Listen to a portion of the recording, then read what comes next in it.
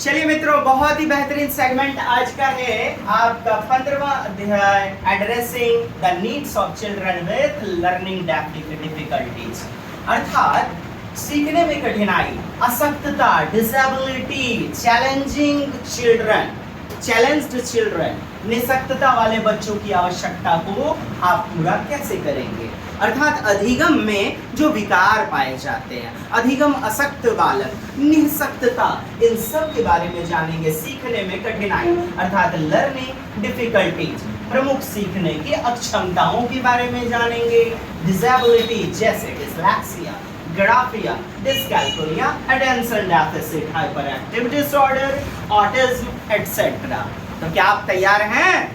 चलिए let's start. Dyslexia क्या? पढ़ने संबंधी विकार। तो अक्षरों को, शब्दों को पहचानने में होगी कठिनाई, अर्थात पठन विकार। और जानते हैं पढ़ने के कारण बच्चे को लिखने में भी समस्या हो सकती है। यदि विकल्प में आपका पठन न दिया रहे, पठन न दिया रहे, तो आप लेखन के साथ जा सकते हैं। बच्चा यदि पढ़ने में ही अक्षम है, यदि बच्चा बी को डी पढ़ रहा है, हर्षिकार को दीर्घिकार बोल रहा है, हर्षुकार को दीर्घुकार बोल रहा है, 6 को 9 बोलता है, जी आपने भी देखा हुआ है ना, इन सब प्रकार की समस्याएं, दर्पण छवि वाली असक्तताएं, विकार पाए जाते हैं। लक्षण अक्षरों और शब्दों का उलटफेर करके रिवर्सिंग लेटर टाइप का वर्ड्स बच्चे पढ़ते हैं। वर्तनी में त्रुटियां होंगी, अर्थात उच्चारण करने में, स्पेलिंग्स में, उच्चारण में दिक्कत। यही तो है डिस्लेक्सिया। ब को दो, ब दो आपस में मिला करके पढ़ने लग जाना, बी को डी पढ़ने लग जाना, बी को डी, इसको छोड़ दीजिए, आप बस जाएंगे। बी को डी बच्चे अक्सर BAT बैट, तो बच्चा बोल देता है DAT। अक्सर समस्याएं होती हैं। उपाय दृश्य सहायक, अर्थात विजुअल एड्स, दृश्य सहायक उपकरण का प्रयोग करवाया जाए, ज़्यादा से ज़्यादा देखने वाली वस्तु, ताकि बच्चा उन अक्षरों में समस्या न उत्पन्न करे। ऑडियो बुक्स का उपयोग, ऑडियो बुक्स समझ रहे हैं आप? ऑडियो बुक्स जो बोलेंगी, जैसे ये किताब है और किताब के ऊपर आप कलम रखते हैं, तो ये बोलना शुरू कर देते हैं, कहानी पढ़ना शुरू कर देते हैं, इस पेन से आवाज निकलने लग जाती है। यही तो है ऑडियो वाली बुक्स। ऑडियो का मतलब आप समझ रहे हैं। खैर चलिए, तो डिस्लेक्सिया याद रखिएगा, पठन विकार। Reading deficiency. Now dysgraphia, graph खींचना। क्या साहब?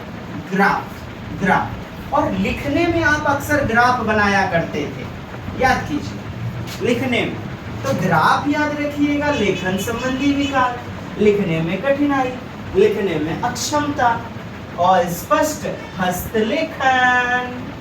कैसा लेखन? अस्पष्ट, एकदम गिजू मिजू वाला। लक्षण शब्दों के बीच असमान अंतर, एकदम कभी बढ़ा करके कभी छोड़ छोड़ करके लिखेगा। व्याकरणिक त्रुटियां भी पाई जाती है। आपको तो देखना है कि लेखन में विकार।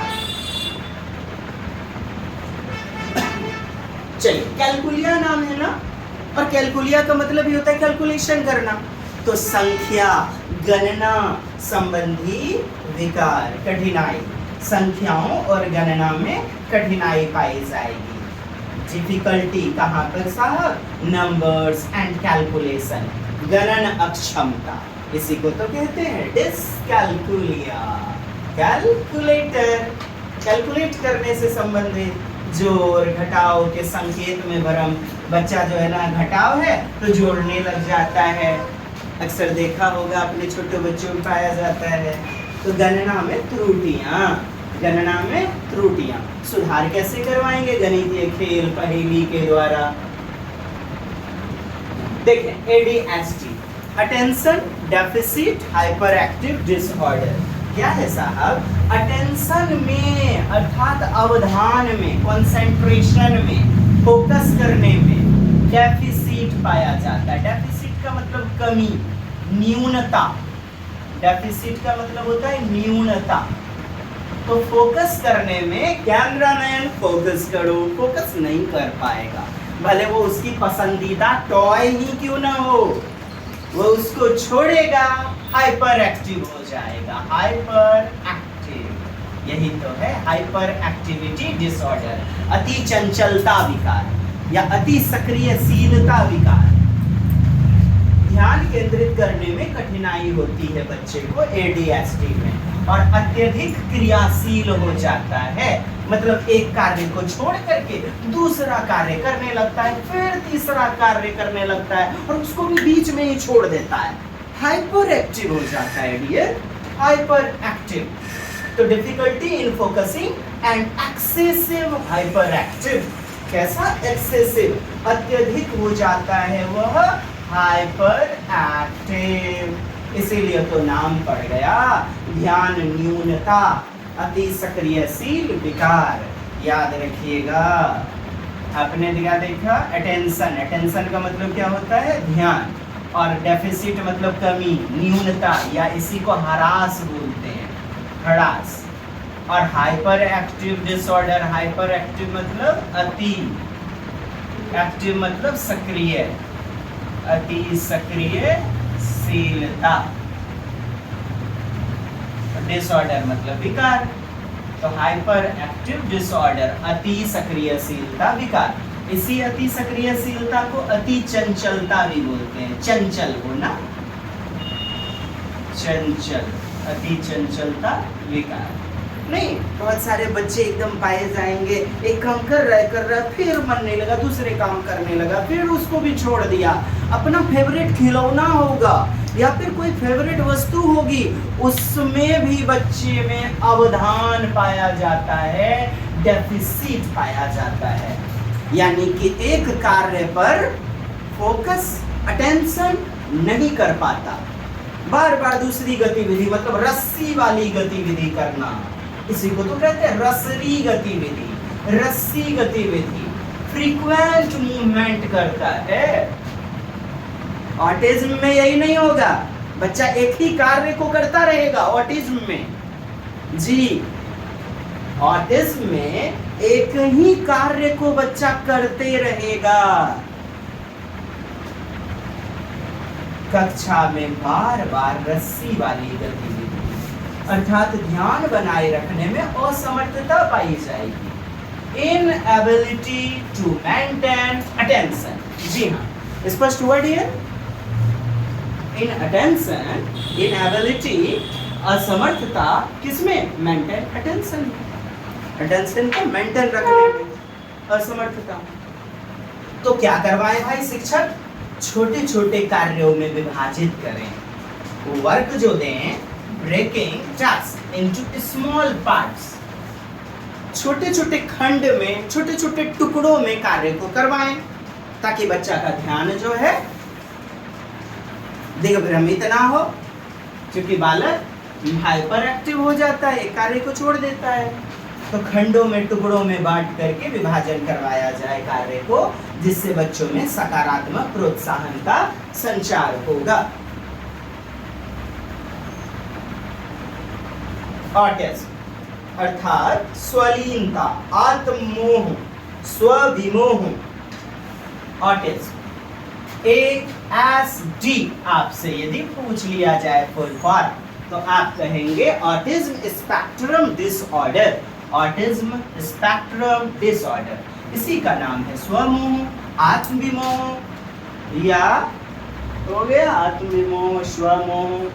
चलिए, मैंने खुद से ही बच्चा स्व में लीन रहता है, एक ही कार्य में स्व में लीन रहता है, एक ही कार्य को बार बार दोहराएगा। खेल के मैदान में, स्कूल में 100 बच्चे खेल रहे हैं प्लेग्राउंड में, लेकिन एक बच्चा वही पेड़ के नीचे बैठ करके मिट्टी में अपना नाम लिख रहा है, अकेला चुपचाप सा बैठा हुआ, ज्यादा बोलेगा नहीं। इसलिए तो कहते हैं इसमें सामाजिक संचार टूट जाता है, सामाजिक संपर्क टूट जाता है। अर्थात सामाजिक अंतरक्रिया, लोगों से मिलना जुलना और बात करना, मतलब कम्युनिकेशन में कठिनाई पाई जाती है। देखिए ना, difficulty in social interaction and communication, अर्थात सामाजिक संचार करने में, संप्रेषण करने में असुविधा, कठिनाई। एक गेंद है, उसी से रोज खेलेगा, उसी से रोज, समूह में नहीं खेलता डियर, अकेले ही। क्लास में भी देखिएगा ये जो प्रॉब्लम रहती है ना ऑटिज्म की, सारे बच्चे आगे बैठे हैं, वो जाके पीछे में एक कोने पे बैठेगा जिस बेंच पर कोई नहीं बैठा है, जिस पर कोई नहीं बैठा है। क्या है? ऑटिज्म है, स्वलीनता है, स्व में लीन है। मतलब एक ही कार्य को वो दोहराएगा बार बार, रिपीटेटिव एक्शन, दोहराव वाली गतिविधियां।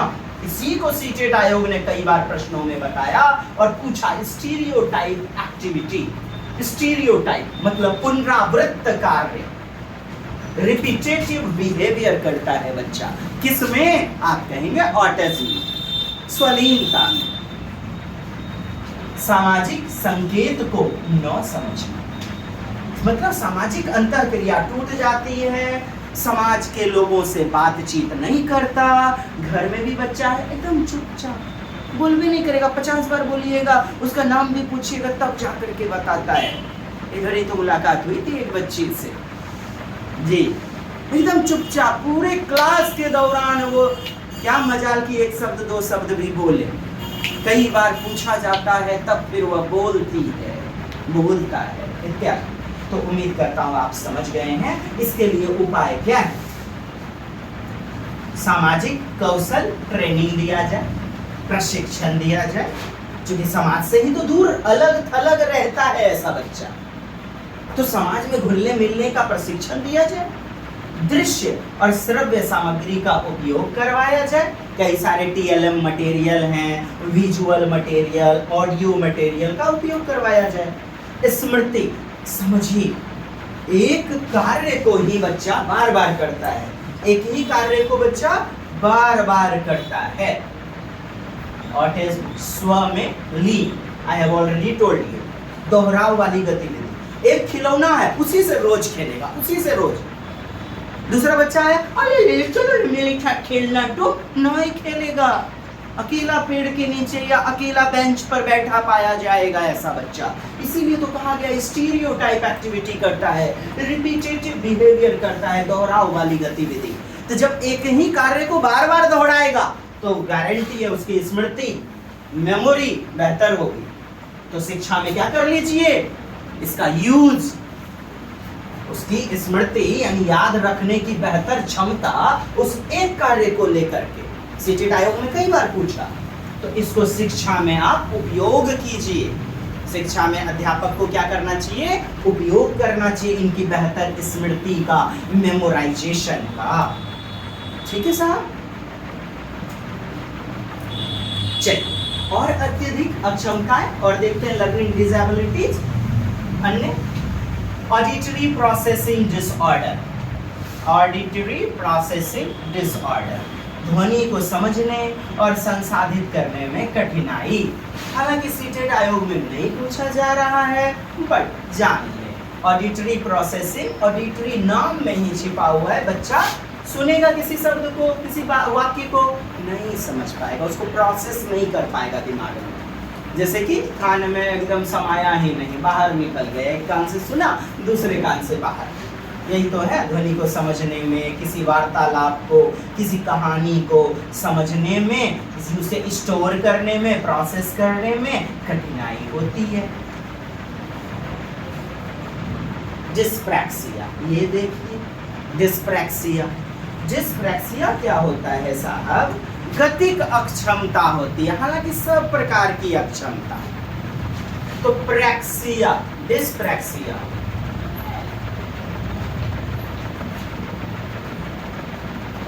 वर्बल प्रॉब्लम क्या? डिस्फेजिया, डिस्फेजिया, फेज उड़ गया, डिस्फेजिया।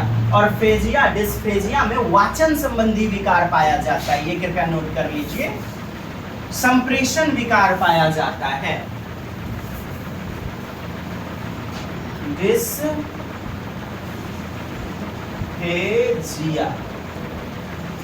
जी, अब ठीक है, कृपया आप रिकरेक्ट कर लेंगे, इसे रिकरेक्ट कर लीजिएगा।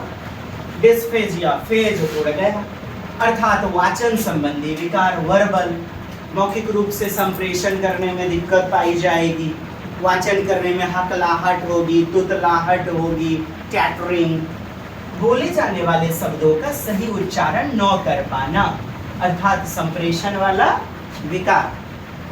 Inability to pronounce words correctly, इतना काफी आपके समझने के लिए। प्रोनाउंस वर्ड्स करेक्टली में इनएबिलिटी, ठीक है साहब।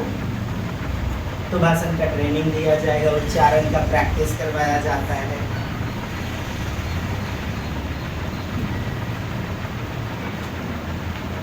और ये जो आप देख पा रहे हैं ना यहाँ पर, ये डिस्प्रैक्सिया, इसमें आप लिख लीजिएगा गतिक विकार।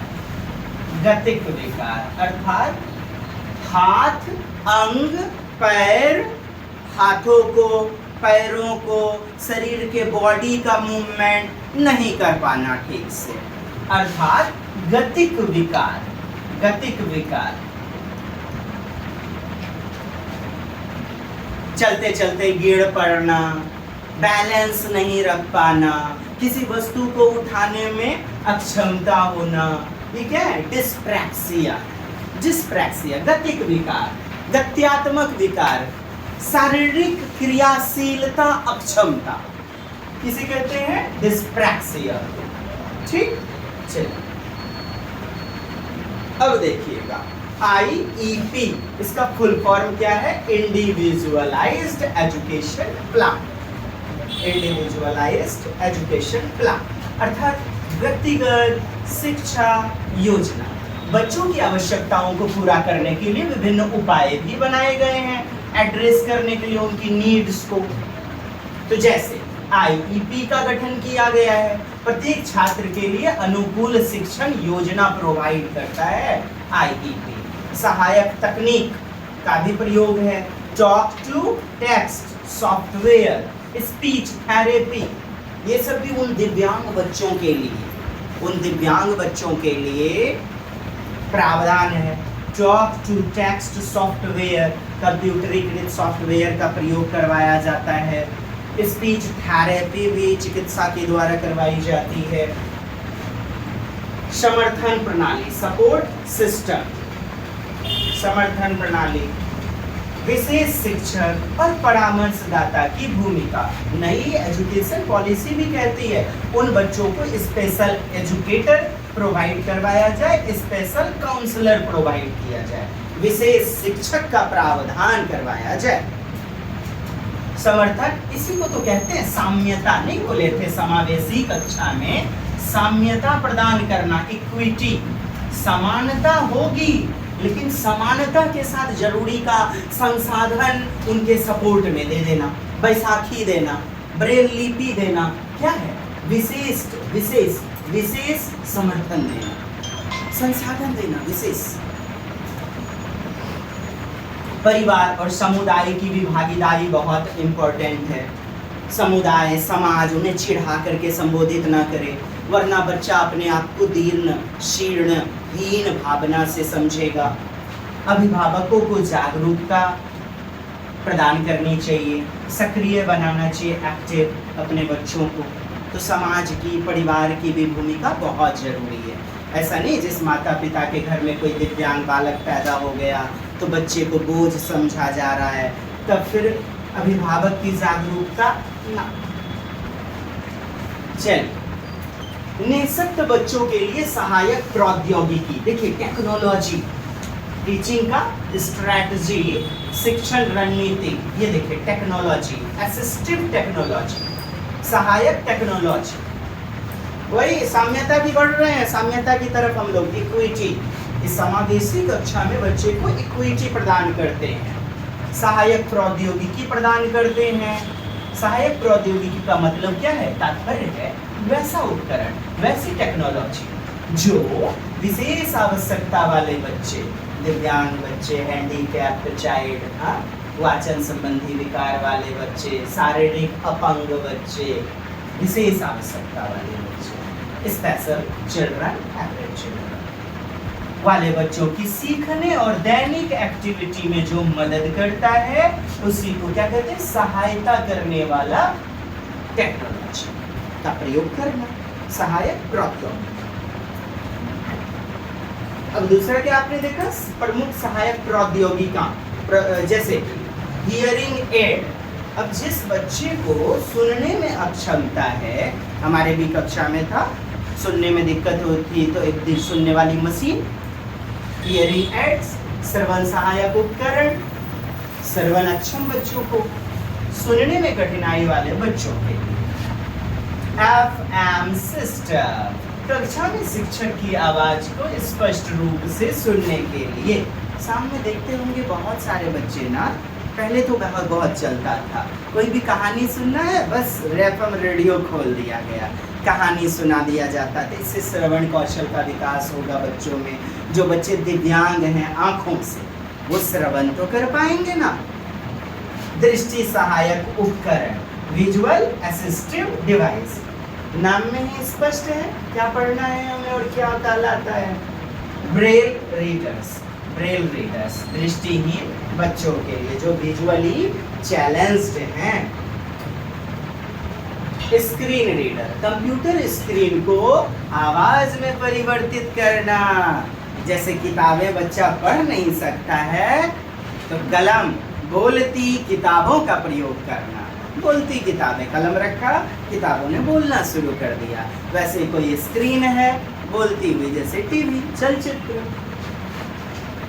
मोटर का मतलब मैं बता चुका हूं आपको, गतिक होता है, अर्थात हाथों का, पैरों का बेहतर संचालन करना। मोटर कौशल सहायक उपकरण,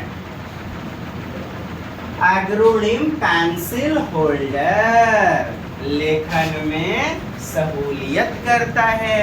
बहुत बच्चों को लिखावट साफ सुथरी नहीं होती है, लिखने में असुविधा होती है, तो एक होल्डर रहता है, उसमें पेंसिल पकड़े और वो बनाने में सहायक होता है।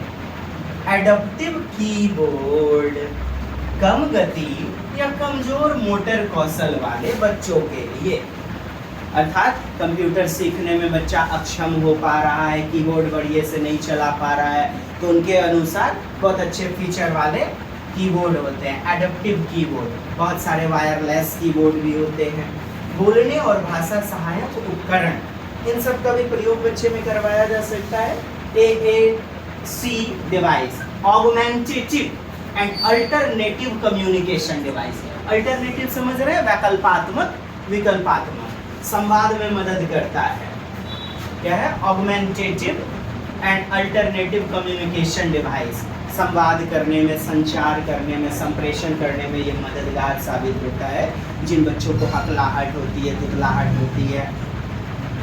स्पीच टू टेक्स्ट सॉफ्टवेयर, अब जो भी बोला गया शब्द है उसको पाठ में परिवर्तित करना, बोले गए शब्द को पाठ में परिवर्तित कर देता है और बच्चा उसे पुनः पुनः बार बार सुन करके शुद्ध शुद्ध उच्चारण लगाना सीख जाता है। ये सभी कई सारे आपके इस प्रकार से आप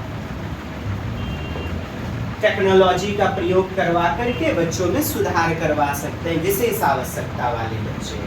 अब दूसरा है आपका शिक्षण की रणनीतियां, स्ट्रैटेजी, व्यक्तिगत शिक्षण योजना। प्रत्येक बच्चे की आवश्यकता, क्षमता, उनके अनुसार शिक्षण करवाएं, अर्थात उनके अनुकूल पाठ्य योजना बनाया जाए। डिसलेक्सिया वाले बच्चों के लिए दृश्य सामग्री का अधिक उपयोग करवाया जाए। आपसे प्रश्नों में पूछता है, यकीन माने आज का सेगमेंट आपके लिए लाजमी, निसंदेह बेहतरीन होने वाला है। डिसलेक्सिया, अब डिसलेक्सिया है बच्चे में पठन संबंधी विकार है, और पढ़ता कैसे है भाई? देख करके। तो डिसलेक्सिया वाले बच्चों के लिए दृश्य सामग्री का अत्यधिक उपयोग करवाया जाए। ज्यादा से ज्यादा बच्चे को अक्षर पहचानने दिया जाए, शब्दों को पहचानने दिया जाए, दृश्य सामग्री का उपयोग। और बच्चा यदि श्रवण अक्षम है तो देखने वाली वस्तुओं का ज्यादा उपयोग करवाया जाए, श्रवण हियरिंग इम्पेयर्ड। और बच्चे में दृश्य समस्या है, दृश्य समस्या, तो स्पर्शनीय वस्तु का प्रयोग करवाया जाए, टैक्टाइल मटेरियल, त्रिआयामी त्रिविमीय वस्तु, 3D, छू सकने वाली वस्तुएं, मूर्त वस्तुएं, कंक्रीट मटेरियल का प्रयोग, श्रवण वाली वस्तुओं का प्रयोग करवाया जाए, ऑडिटरी मटेरियल। किसके लिए? जो बच्चा दृश्य अक्षम है, विजुअली चैलेंज्ड। दृश्य और श्रव्य विधियां, दृश्य और श्रव्य विधियां, ऑडियो बुक और वीडियो।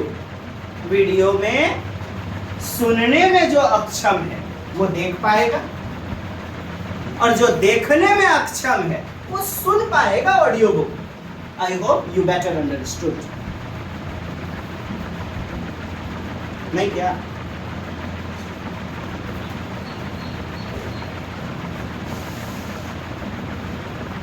जो प्रश्न नहीं बनाए हैं उन्हें नहीं समझ में आने वाली हैं बातें। एक प्रश्न तो हर सेगमेंट में दिया जाने लगा था।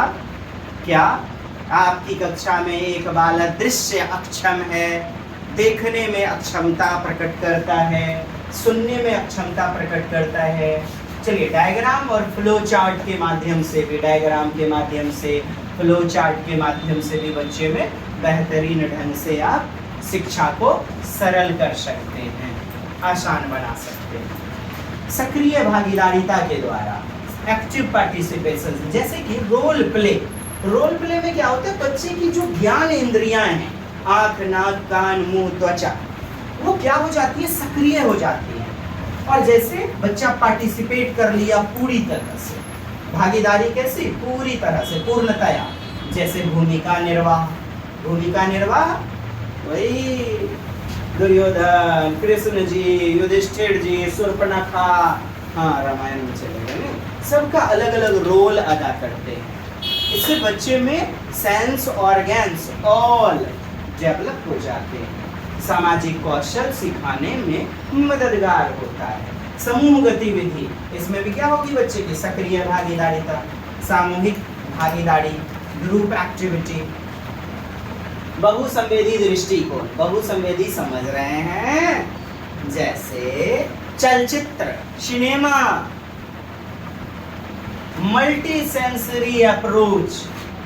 बच्चा जिन वस्तुओं को छू सकता है, स्पर्श कर सकता है, दृश्य, श्रवण, छूने वाली वस्तुएं, जैसे फील्ड ट्रिप मेथड, जैसे भ्रमण विधि, चिड़ियाघर का भ्रमण, ये सब क्या है? वास्तविक अनुभवों का स्पर्श, श्रवण, दृश्य, सबका कॉम्बिनेशन, समन्वय, combining visual, auditory and tactile experience. Tactile मतलब टचेबल, टैक्टाइल मतलब होता है स्पर्शनीय गतिविधि, जिसे छुआ जा सकता है। उदाहरण के लिए वर्णमाला सिखाने के लिए रंगीन अक्षर और ध्वनियों का प्रयोग। वर्णमाला बच्चे को सिखाने के लिए रंगीन अक्षर, बड़े बड़े लेटर, एकदम कटे हुए लेटर होते हैं, और पूरा सेट आप खरीदते होंगे, बच्चा उसे छूता है, हाँ, और बहुत सारी बोलती हुई भी आ गई हैं, तो हो गई ना कैसी?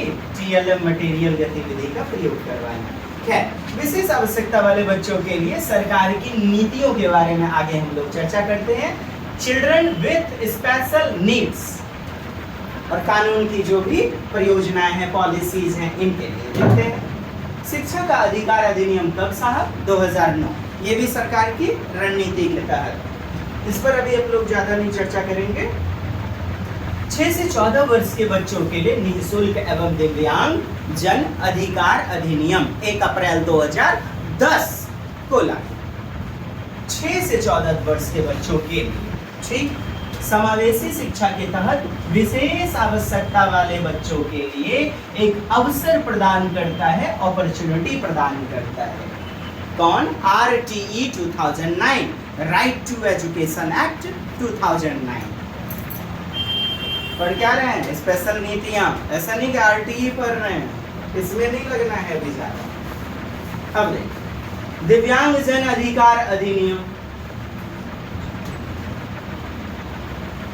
राइट टू एजुकेशन एक्ट आपका 2009 पारित कब हुआ? 1 अप्रैल 2010, याद रखें।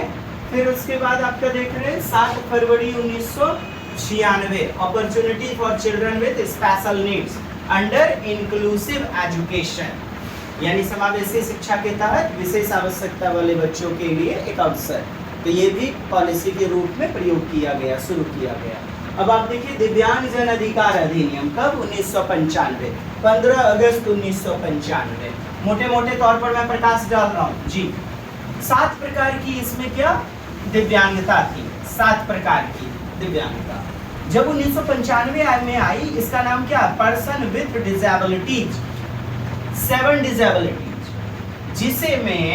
जिसमें विकलांगता, विकलांग व्यक्ति कितना? 7 प्रकार की विकलांगता, समान अवसर, अधिकार का संरक्षण और पूर्ण भागीदारी। पूछा जाता है आपके नेट ज़ेआरएफ में भी पूछा जा रहा है एकदम धड़ल्ले से। Equal opportunities, protection of rights, full participation. जी 7 डिसेबिलिटीज, 7 प्रकार की दिव्यांगता, सेरेब्रल पाल्सी। यह अधिनियम 1995 के नाम से भी जाना जाता है। अंधता, ब्लाइंडनेस, दृष्टि की पूरी हानि, कम या अल्प दृष्टि, देख रहे हैं, लो विजन या फिर थोड़ा थोड़ा दिखना, आंशिक दृश्य अक्षमता, कम दिखाई पड़ना लेकिन दिखता तो है, यही तो है पार्शियली विजुअलिटी, अर्थात अल्प या आंशिक दृष्टि। दृष्टि की ऐसी हानि जो साधारण कार्य करने के लिए पर्याप्त नहीं है, मतलब छोटा दिखना। तो किताब कैसे होनी चाहिए? बड़े बड़े फॉर्मेट में छपे हुए। फिर देखिए श्रवण दोष, श्रवण शक्ति की हानि। अगला 7 डिसेबिलिटीज के ऊपर चर्चा कर रहे हैं। इसी में जो है ना 2016 में आएगा RPDWD, राइट के रूप में वो अधिकार बन जाएगा, जिसमें 21 डिसेबिलिटी होंगी डियर। कितनी? 21। ये 7 तो हो ही गया और 14 जुड़ जाएंगे और एक अधिकार मिल जाएगा सरकार के पास। इस RPDW एक्ट जो कि 2016 में नाम बदला जाएगा कि सरकार और भी दिव्यांगता को शामिल कर सकती है। मस्तिष्क पक्षाघात, एसिड अटैक। चलिए,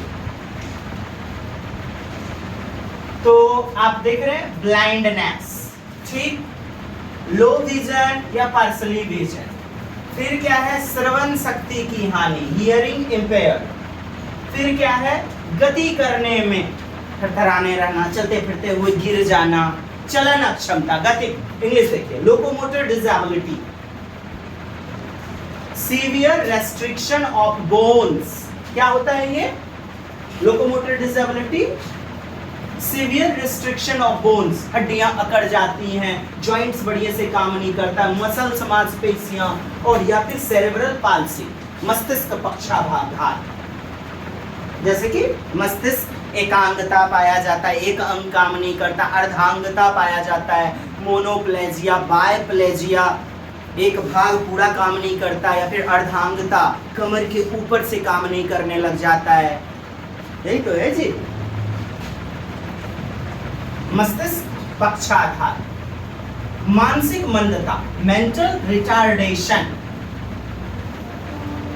मानसिक विकास में कमी हो जाती है, बच्चा मंद बुद्धि की तरह कार्य करने लग जाता है। आगे क्या है? बहुविकलांगता, मल्टीपल डिसेबिलिटी। क्या होती है ये? 2 अंग या 2 से अधिक प्रकार की विकलांगताएं इसमें शामिल रहती है।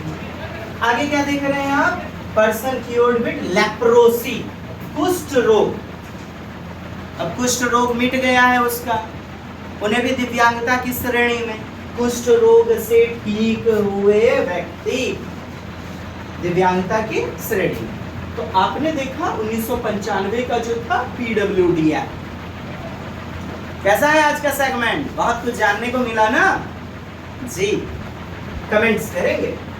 अब देखिए पुनः दिव्यांग जन अधिकार अधिनियम का 2016 16 right to person with disability act, ये आर शब्द जुड़ गया वहां, कहा गया ये अधिकार होगा नौकरी में, कोटे में, हर जगह उन बालक बालिकाओं के लिए ये अधिकार के रूप में सुरक्षित होगा।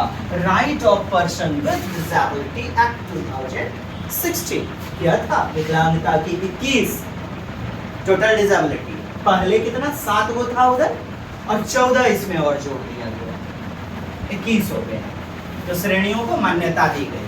शैक्षिक संस्थान में समावेशी वातावरण का अनिवार्य प्रावधान, शैक्षिक संस्थानों में भी उनके लिए रिजर्व्ड कोटा का प्रावधान, विशेष शिक्षकों की नियुक्ति का प्रावधान, स्पेशल एजुकेटर्स का प्रावधान। चलिए समग्र शिक्षा अभियान, इसकी भी शुरुआत की गई उन विशेष आवश्यकता वाले बच्चों के लिए, सभी बच्चों को गुणवत्तापूर्ण शिक्षा प्रदान करना, विशेष आवश्यकता वाले बच्चों के लिए सहायक उपकरण, व्हील चेयर का प्रयोग, बैसाखी का प्रयोग, ब्रेल लिपि का प्रयोग, असिस्टिव टूल्स और इसका प्रयोग करवाना, यही तो है। संसाधन जरूरी के दे देना बच्चे को, साम्य देना, साम्यता देना, इक्विटी, समानता के साथ साम्यता, जरूरी के संसाधन का प्रावधान। इंग्लिश में देख लीजिए if you are not understanding. कक्षा में विशेष आवश्यकता वाले बच्चों के लिए अनुकूल वातावरण प्रदान करना, कंड्यूसिव एनवायरनमेंट फॉर CWSN। उन्हीं को निरस्ता नजर आएगी आज की सेगमेंट से, जिनको पढ़ने से मतलब ही नहीं है, जिनके दिमाग पर, माथा पर भारी बोझ पड़ा हुआ है, उनको दिमाग से खालीपन आ गया है, जिस कहते हैं पैदल होने की बीमारी। कितना प्यारा सेगमेंट चल रहा है, सोच के देखिए आप, क्वेश्चन उठाओ जरा सा, लेकिन दिमाग में कौन कौन सा फितूर चल रहा है पता नहीं, चेहरे पे झुर्रियां पड़ गई हैं, चेहरे पे कोई मुस्कुराहट नहीं है, जैसे किडनी कोई निकाल कर ले लिया हो। अरे मुस्कुराइए, कमेंट्स कीजिए, आप बेहतर और सुरक्षित हाथों में कमेंट्स करें, शेयर करें साहब, कुछ तो करें, क्योंकि बिना कुछ किए ही जय जयकार नहीं होती, और निकम्मों की मेहनत करने से भी फिर कभी हार नहीं होती। बाकी आगे जय जयकार वाला तो जान ही गए हैं, मेहनत करने वालों की जय जयकार है। समावेशी शिक्षा पर राष्ट्रीय नीति, नेशनल पॉलिसी, समान अवसर और समावेश को बढ़ाना। समावेश का मतलब नहीं समझ रहे हैं? इससे पिछले वाले वीडियो में समावेशी का मतलब क्या, एक ही छत के नीचे चाहे दिव्यांग हो, चाहे वो विशेष आवश्यकता वाले बच्चे हों, चाहे वो औसत वर्ग के बच्चे हों, चाहे मुखिया जी सरपंच जी का बेटा हो, हाँ, झुग्गी झोपड़ी का बच्चा हो, सब एक छत के नीचे एक साथ बैठेगा, एक साथ मिलकर के भोजन, मिड डे मील का ग्रहण करेगा, सब पढ़ें सब बढ़ें, इंक्लूसिव, इनकल्चर, समावेशी कक्षा, तो समान अवसर, इक्वल अपॉर्चुनिटी प्रदान करने का। विशेष आवश्यकता वाले बच्चों को मेन स्ट्रीम, जी सीटेड ये शब्द ना पूछे तो बेकार है जैसे जिंदगानी। मेन स्ट्रीम, मुख्य धारा में, अर्थात जो प्रचलन चला है सबके समानता के लिए, उस मेन स्ट्रीम में शामिल करना है इन सभी पॉलिसी का लक्ष्य। विशेष शिक्षकों का प्रशिक्षण भी समय समय पर दिया जाता है, जिस कारण से, आइए कुछ महत्वपूर्ण प्रश्नों को देख लेते हैं। बस कुछ नहीं, रिकैप करने वाले प्रश्न है। डिसलेक्सिया से प्रभावित बच्चे, बता दीजिए तो डिसलेक्सिया, जी पठन संबंधी विकार है ना, वर्तनी में कठिनाई, इतनी जल्दी भूलना नहीं है। सामाजिक संपर्क में ये क्या है ना, ऑटिज्म है, क्या है, ऑटिज्म है। गणना में कठिनाई डिसलेक्सिया है, लिखते जाइएगा। ध्यान केंद्रित करने में समस्या ADHD, attention deficit hyper active disorder, चारों आपको पता होना चाहिए डियर, लिखिए प्लीज लिखिए। Dysgraphia, I have already told you, graph खींचने में समस्या, तो ऐसे पीड़ित बच्चे लिखने में कठिनाई होगी। लेखन संबंधी अक्षमता डिसग्राफिया। भाषा पढ़ने में कठिनाई डिसलेक्सिया, लेखन में कठिनाई डिसग्राफिया, गणितीय गणना कैलकुलिया, सामाजिक व्यवहार में समस्या, इसे मत भूलिए, ऑटिज्म। ऑटिज्म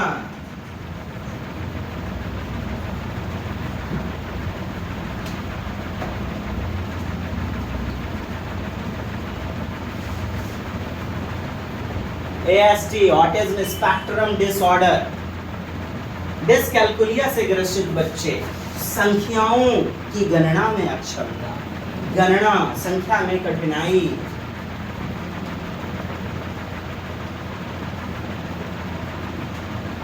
ADHD आ गया है, चलिएगा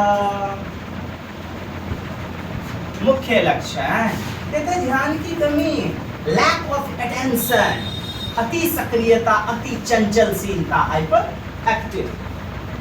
यही तो आपको फिर से रिमाइंड करवा के ज्ञान को एपेक्स पर पहुंचाएगा। ये क्या है? डिसग्राफिया। चलिए ये 5वां क्वेश्चन। हाँ जी, हम हूँ डीजे। हाँ, दोनों प्रकार की समस्या के लिए फाउंड करा जाए। ऑटिज्म स्पेक्ट्रम डिसऑर्डर ASD से प्रभावित बच्चों में क्या मुख्य समस्याएं होती हैं? सामाजिक संपर्क और संचार में कठिनाई, सोशल इंटरेक्शन में समस्या। मैंने बताया ना ऑटिज्म में क्या होता है, बस स्व में लीन रहेगा, अपने में दबा के चला सा, बस अपने में मस्त, हजारों बच्चों की भीड़ में भी तन्हा तन्हा सा, वही भीड़ में तन्हाई में।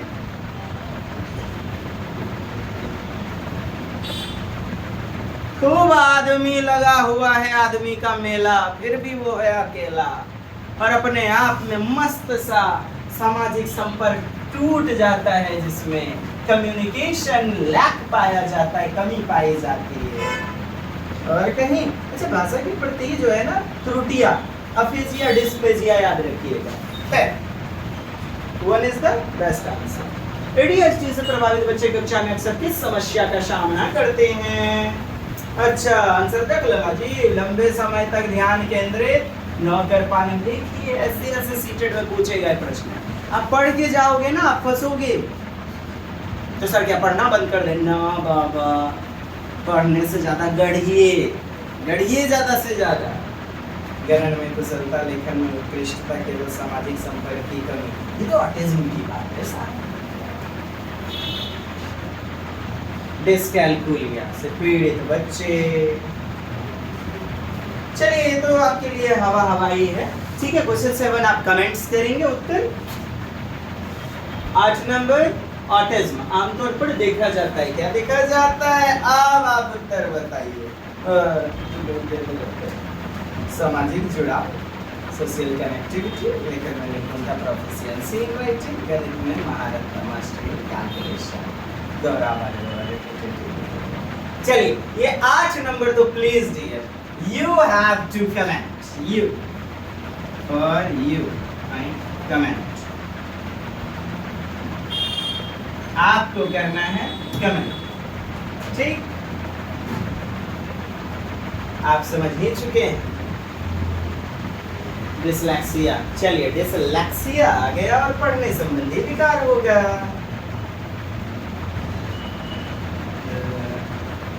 अच्छा, क्या कह रहे, कौन सी रणनीति सबसे प्रभावी हो गया? अच्छा, कौन सी रणनीति का प्रयोग कीजिएगा? अब देखिए कैसा प्रश्न है। डिसलेक्सिया है, पठन में विकार, रीडिंग डेफिशिएंसी, तो रटने की प्रक्रिया पर जोर नहीं, कठोर अनुशासन नहीं, गणन कौशल नहीं, दृश्य श्रव्य सामग्री का उपयोग, पढ़े थे ना अभी, देखने वाली वस्तु का, श्रव्य बोलती किताबें, ऑडियो बुक का प्रयोग ज्यादा से ज्यादा कीजिए। बोलती किताबें, इससे क्या होगा? वो किताब बच्चा देखेगा और उसके साथ उस बुक से क्या आवाज भी निकलेगी, क्योंकि श्रव्य में है ना एवी एड्स, एवी मटेरियल, एवी एड्स, ऑडियो विजुअल मटेरियल। 3 प्रकार की सामग्री आपने पढ़ी हुई है ना, श्रव्य सामग्री, दृश्य सामग्री, और तीसरा दृश्य श्रव्य दोनों प्रकार का, जैसे टेलीविजन, ओवरहेड प्रोजेक्टर, चलचित्र।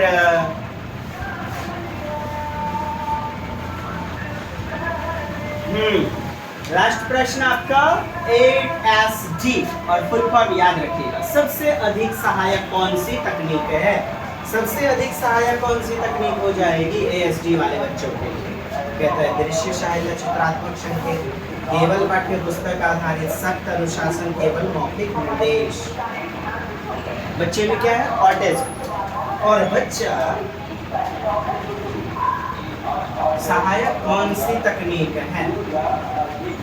ऑटिज्म में एक वस्तु पर बालक की स्मरण शक्ति बहुत बेहतरीन रहती है, याददाश्त, मेमोरी।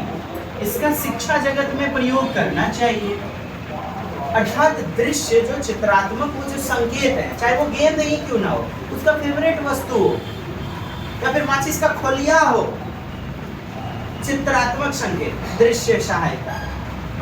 शिक्षण में आप सबसे अधिक सहायता, यहाँ इन ऑप्शनों के आधार पर 1 नंबर का चुनाव करेंगे। और प्रश्न देख लिया जाए।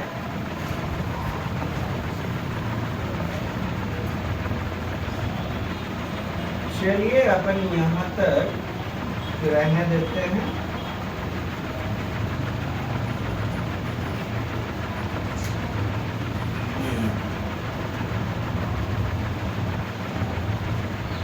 ओके डियर, इसके बाद और भी बेहतरीन सेगमेंट के साथ हम लोग चलेंगे। आज की मुलाकात बस इतनी। कैसी लगी कक्षा सूचित कीजिए। धन्यवाद। जय हिंद, वंदे मातरम। होगी रिपीटेटिव है, ADSD है। मैंने बताया वो तो छोटे छोटे खंड में बांटना, छोटे छोटे टुकड़ों में कक्षा का प्रबंध करवाया जाए। देखा जाए इस क्वेश्चन को, छोटे और रोचक अधिगम सत्र। फिर कहते हैं लंबे और गहन पाठ। देखिए लंबा लंबा गहन पाठ फंसाएगा ना क्वेश्चन। बच्चा तो एक कार्य को करके छोड़ देता है। लंबे और गहन पाठ, मौन और अनुशासन पर जोर, केवल रटने की प्रक्रिया, short and engaging learning sessions. अर्थात बच्चे का ध्यान जो है बढ़ाने के लिए क्या करेंगे? छोटे छोटे खंड में बांटेंगे। क्योंकि बालक अटेंशन में डेफिसिट पाया जाता है, हाइपर एक्टिव डिसऑर्डर हो जाता है। हाइपर एक्टिव, अति चंचलता, अति सक्रियता। डिस्ग्राफिया, लेखन संबंधी विकार है।